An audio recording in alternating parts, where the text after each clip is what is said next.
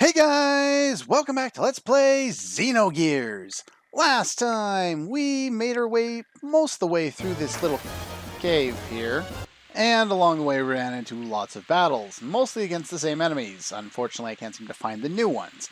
Anyway, interruptions aside, once we get to this point, we're probably running, I guess, somewhat low on HP. I've got about half HP, and we're running not really all that low on fuel, but low enough. We should probably do something about that. But there's no way to repair that. So let's continue forward here, doing the only thing we can see that should be an option at this point. And we find an old man's house. A very old looking man. Yep. Well, that's nice of you. Some weird old hermit we found, and he's really nice. That's kind of rare. Usually, especially with that kind of a portrait, you'd expect him to be super grumpy. Doesn't want anyone visiting him. He's here to be isolated and all that jazz. Yep, pretty much. Why? Oh, well, that's cool. Oh. That's a pretty impressive ability. He must know a whole lot about gears. One of them needs a new hydromechanic pipe thing in its joints, which is what we heard, I believe, last time about Bart's gear. And unfortunately, he doesn't mention much about phase gear. But here we have another name. So, Balthazar was one of the three magi, or what is often known as one of the three wise men, who were those three wise men in the Bible who visited Jesus on his, date of birth, blah, blah, blah. Anyway, the three wise men, or the three magi, depending on, where you look at the information, are Balthazar, Gaspar, and different pronunciations, spellings for all of these aside, Melchior. Or however you want to pronounce any of their names. I don't know. In some translations, it's Caspar instead of Gaspar. But in most of the situations I've seen, it's Balthazar, Gaspar, and Melchior, both in this game, where we will see all three, as well as Chrono Trigger and Chrono Cross, where I believe we at least see. Do we see all of them in Chrono Cross? I don't remember off the top of my head. It's been a while since I played that game. Anyway, this guy is known as Old Man Bao. What are you doing down here, and why is there no music? A fossicker, or a collector of things. I don't know if that's an actual term or not. It sounds like gibberish, but I could be wrong. Wouldn't be the first time that happened. Apparently there's a lot down here, which is probably why some other people have created this underground dig, which is what we're basically in. These caves, I think they mentioned that last time. If not, I'm spoiling it moments before we find out. Either way. Oh. Fossils, they're things you collect. Well, let's take a look at these things. What kind of fossils do you have here? Oh, he has a whole bunch of skulls. They go from oldest on the left to the newest on the right. Now, I don't know if that means, from top all the way to the right and then back down like you would have in, Western kind of writing styles, or if they're more like a Japanese style where they start at the top, go all the way down from left to right. So we go the first line down, second line down, third line down. I don't know, and it probably doesn't matter. Yeah, I guess he's kind of an archaeologist. What do you think, Faye? Take a good long look. Kind of hard to tell with the way the graphics are. Now, I don't know what exactly he means by that. Basically, he's looking at a certain point in time where they didn't find any human remains. Something is slightly different. suddenly no longer appear. Now, this seems to be like a translation error based on what I know about the game. The idea is that human remains started appearing at one point and didn't appear before. It's not that they no longer appeared, they appeared, then they stopped appearing, and then now they are appearing again. I don't know. That point is roughly 10,000 years ago. So now we're getting a kind of a rough idea of the Xenogears timeline. Um, from what we see here, 10,000 years ago, Bart's going to ask the obvious question. No humans on the planet before that point, or at least it appears so. So I guess that's when, yeah. See, I like how they actually bring up the concept of evolution in this game, considering all of the religious metaphors and illusions and all the stuff that they've thrown into the game. They still at least reference evolution, and without spoiling too much, I can't really say anything, can I? I'll keep my mouth shut for the most part here. Now, this is an interesting idea. This one I can talk about. The Ethos is a religious group. They are teaching the theory of evolution in this game. Isn't that a different concept? You never see this in video games. You never see this in fiction in general. Evolution is always this idea that, is in opposition of the religious interpretation of the creation of the universe. And in this case, the religion is proposing evolution, which is kind of odd. But at the same time, it's cool to have a completely different take on things.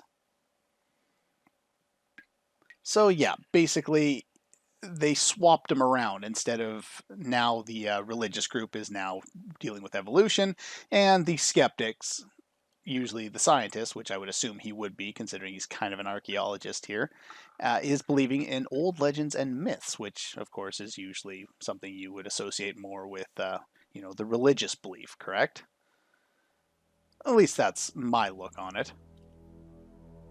Ah, music. What story is that? Paradise in the Sky.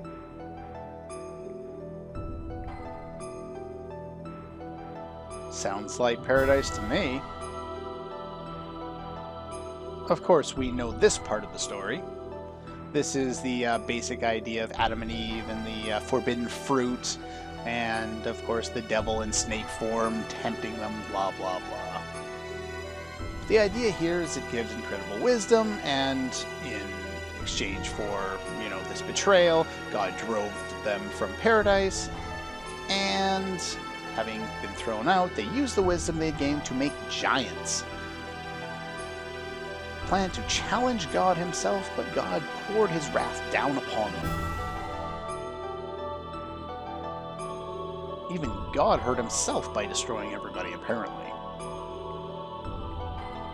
Buried himself deep beneath the ocean to sleep for eons. Right-hearted humans to live on this planet. So the idea here is that there were other humans prior to 10,000 years ago. And they lived with God, God killed them all off, and then created different humans who were supposed to be better. More righteous, not evil, etc. And those are the ones that we are descended from, which starts around 10,000 years ago, based on the fossil record that we've seen so far. Anyway, with that being said, let's chat with him again, since we haven't really accomplished anything at this point. An exit? That would be nice. It's in the excavation site beyond the sand barrier. Now, we heard a little bit about a sand barrier. It protects the sand from caving in and filling the caves so that the excavators can still move through and collect all of their findings.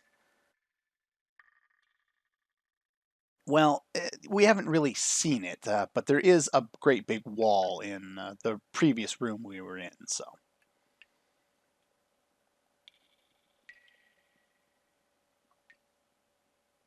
So yeah, basically what I've said there, and I think they've said it before at this point now anyway, but if we get all of this stuff together, can we open the door?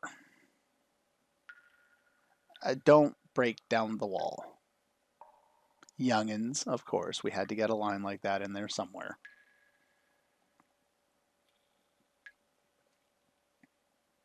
Much too strong. So let's make a deal. Deal or no deal?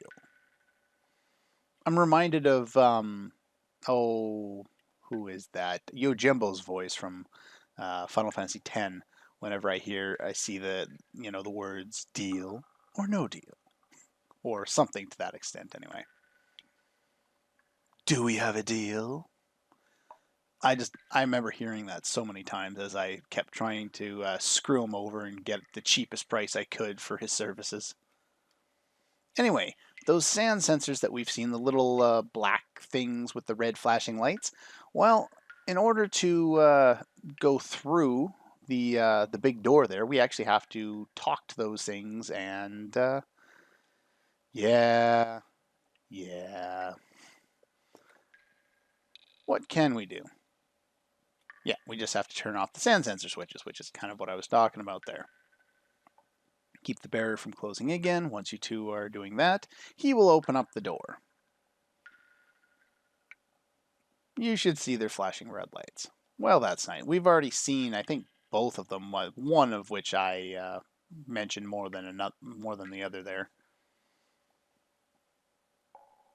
And just because we probably need it at this point, and we definitely need it before the boss of the area, we are going to be able to buy new gear here, finally. We haven't, even though we had our gear kind of, it wasn't working when we were in Dazzle there. Now, Dazzle actually, once we get out of here, will sell better gear than we can buy here. So I'm not going to be buying everything that this guy has. And that's one of the big things about this game is money is needed so much. And if you really want to keep your gears upgraded enough to beat the enemies, but not waste all your money by maxing out everyone's gears all the time, you're going to need to specifically plan out where you're going to get new gear for this one, when you're going to get different parts. So let's go over that. Well, what do you have to say about this first? Oh, this is kind of a tutorial. I haven't really looked in this. Yeah, so engines deal with your attack power and your fuel capacity. HP is from the frames and defense is from the armor. Yeah, you can use charge, as I've kind of mentioned before. You can use booster for increases your mobility. I think it gives you a little more damage too, not a lot, but more than anything, it uses up additional fuel and makes you faster, which is the key thing to that. All right, let's talk to him again. We don't need to find out where the sand sensors are. I already know, so I will just show you those. Anyway, let's look at the stuff you have to sell. Let's go for gear use first. Now, I'll go over the basis of how this works. If you go to buy, you can usually buy weapons or parts. And parts are like the accessories. All we have access to is the stuff that we can have enemies drop for us, so we don't need to worry about that. Can't buy any weapons. But here is where the meat of everything gets done, in the tune-up section. Now, I've got a list of specific things that I want to buy in specific areas, and my reasons for doing so if I remember them at the time that I happen to be there. So for the Weltall here, we want to upgrade the engine. This is pretty much anytime you go anywhere, this will be the priority, is the engine. If you haven't upgraded, say, your frame in the last two levels of shops there, then you probably want to upgrade the frames. Same with the armor. But if everything is even as well, then you definitely want to go for engines first. So what we have here on the right, it shows what's equipped. Now a G4, 4 refers to the output. Basically add a 0 on top of those most of the time you see them, and that will be your power output. So G4 has 40 attack power, which is about what we have. If we get this, we have 60 attack power. The final 4 digits there refer to the amount of fuel that you have. In this case, our fuel won't go up because they're both 1200, but it's not a big deal, the amount of fuel we have. It will become an issue in the early parts of the game, kind of past the first couple of dungeons. But then we'll start to get way more fuel than we really know what to do with, and won't have any more problems until like the very end of the game, and even then we have ways of getting around that. Now, if you look over on the top right there, you're selling, it costs 1200 to buy this one. Now, there's also a little plus sign and 400 below that 1200 there. Now, every time you buy new gear, you also sell your old gear because there's no point in carrying it around with you. So when we upgrade, we actually get to sell our old one and get a little bit of money back. So it's never as expensive as it looks. You know, it's not 1200, it's actually only costing us 800. But I want to get armor or engine for you. I'm not going to give you any more HP for now because I'll be able to buy a better one right as soon as we get out of here anyway. And armor, unfortunately, even though it is double and doesn't cost all that much, I'm not going to spend money on that either because we can get one, an MS9 as soon as we get out of here. And so I don't want to do that either. So I'm going to upgrade your engine as well since you have the same one. And as far as frame goes, I'm actually going to upgrade his because I don't get a better one of these for quite some time anyway. So we're going to upgrade to the Brig 2700, which of course Brig just refers to the Brigadier. This refers to the Heimdall, and the gear we don't have yet, and the Weltall, of course, we know. And the last 5 digits there refers to the amount of HP we're going to get. So from 1900 to 2700, and we sell our old one for 125 gold or G or whatever. Now, as soon as you leave here, like as soon as you buy new gear, you're going to want to come in here and select fuel, and it will restore fuel and HP for a very small amount of money. Make sure you do this all the time because you are going to need it badly. Always a good idea to heal up your gears when you have the opportunity because you don't have that many abilities to do that. So anyway, let's go and buy some other stuff because it's not all he has. He also has character items. Not anything we can equip, but he does have a few of these things. So I'm going to finally buy some Omega Sols since, you know, I have more than enough money at this point. And yeah, that's pretty much all I need while I'm in here. Just going to use those more for MP restoration than anything else, or EP. But we don't need to sell anything, so let's just get on out of here now. I've wasted enough time. In fact, I've wasted almost the entire video on this one sequence. It is a long sequence. Anyway, the gate that they were talking about is over here. So there's the gate. And in order to get those 2 sections there, those 2 things that we need to, the sand sensors, you know, words and stuff, right? So if we go over here, up here at the top, there's actually another path. Now this path is the one I was telling you about before. We just go over top of this path. And I think we actually have a new enemy here. So let's charge, see, yeah. This is the Nomad Fix Bot. Alright, sorry about that. That's just bad timing on my part with that damn phone. Anyway, this is the Nomad Fix Bot, which can either attack you or heal you, as you probably saw from the other section there. Let's see if we can get him to do that again. Yeah, basically he can either give you some more fuel, or he can, you know, restore some HP. It's not really worthwhile sitting here charging over and over again. I think you can kill this guy. Yes, there we go. And does he drop something? I don't recall. Oh no, just some money.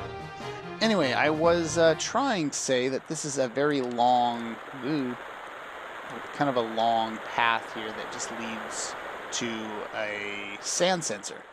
And it's basically the same thing once we get to this next scene here. So I'm going to do all of this off screen until we actually get something new to look at, because it's just a straightforward path. You can't go wrong. So I will see you when we actually get somewhere. Okay, I guess this is kind of a new battle here. We can fight the sand soldiers in here. Not that that's really a big deal. Just as weak as anyone else. Though when you're in your gear fighting these guys, you can't do death blows when you're in your gear against human-sized enemies. And of course, because they're so small, they do nothing for damage. So basically just use your triangle attacks to conserve fuel and step on them and they'll die pretty quickly. Really nothing interesting. I just happened to run into these guys as I was running through that corridor there. So yeah. Punch the guys with a big mech and they died. Okay, at the end of that, we get to a new area here, which leads to... eventually. Where is it? There we go. Can never figure out where I'm going around here. Ah, and we have the final new enemy in this area. This guy is really powerful, actually. I think it's called the Mayfly. Now, you probably don't want to fight this guy, because he does a lot of damage. He can hit your defense there. Now, do note that we can use inner healing to restore the defense of our gears, and the reduce of defense that can hit you actually stacks.